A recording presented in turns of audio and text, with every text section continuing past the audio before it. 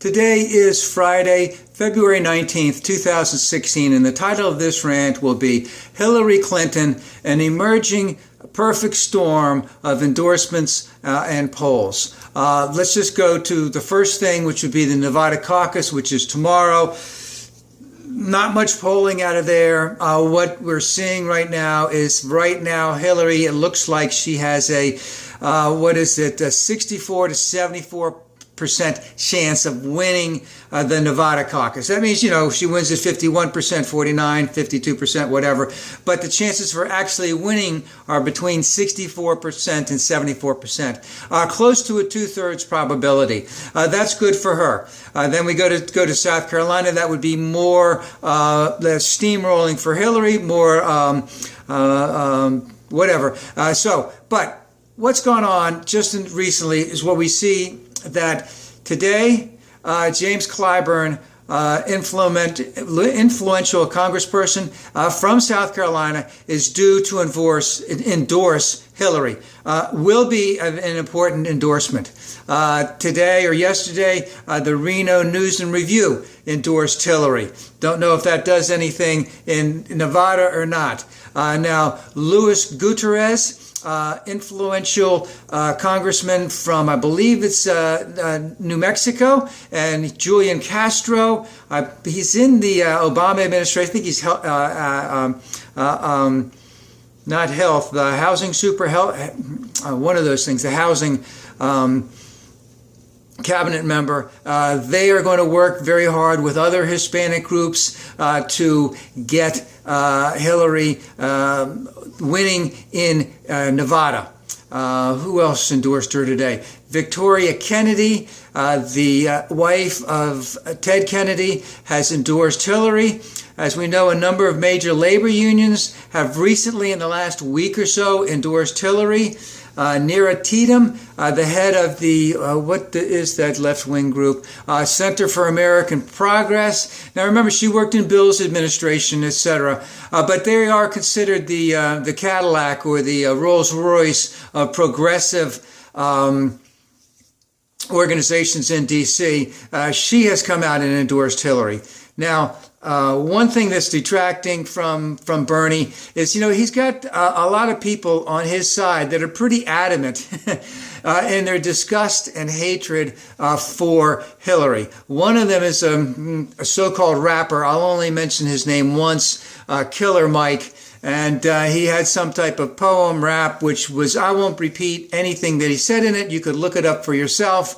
It shows some misogyny, hatred of women in there, and Bernie should have cut that out in the bud when that started, which was a while ago.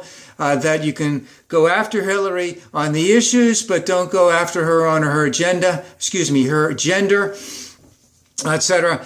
So now, in terms of what's going to happen for South Carolina, and this has been holding up for 2 weeks. So this is past in New Hampshire. This has been held up for about 2 weeks. And all the polling has showed that Hillary has a 99% chance of winning South Carolina.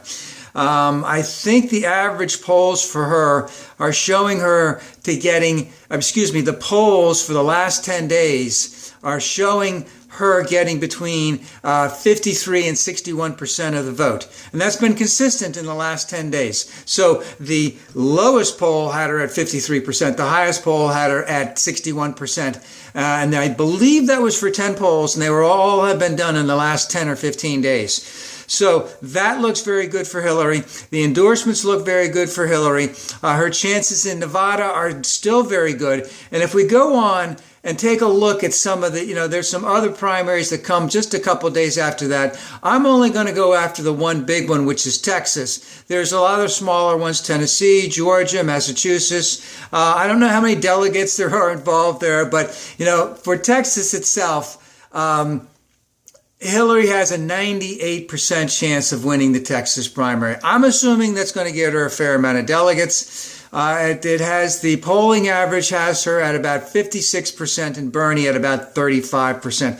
And I believe that same average, which is about 21%, is what Hillary has been the average polling average of her winning in South Carolina, I mean, her leading in the polls in South Carolina is also in that range, about 18% to 21, 22%. There's been a couple outliers that have had her a lot higher, but none any lower.